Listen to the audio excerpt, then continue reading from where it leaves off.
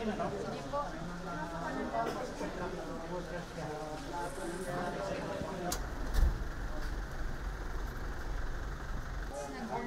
months, 2 years old, and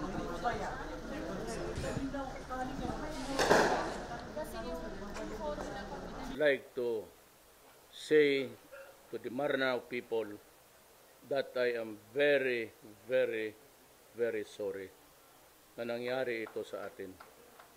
Sana kung madaling panahon, you will find in your heart to forgive my soldiers, ang gobyerno, pati ako for declaring martial law. Wala akong choice eh. Sinisira na ang Marawi.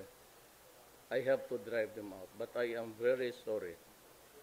Pakiabot na lang doon sa mga kapatid nating mga Maranao na ang aking paghinakit rin sa nangyari na ito. Patawarin ninyo po kami.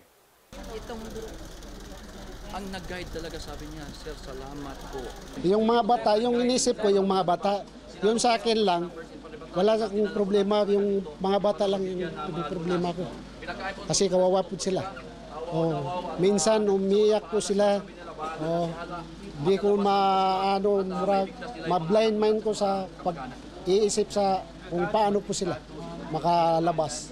Wala na takot kami dun sa mga buga, mga baril.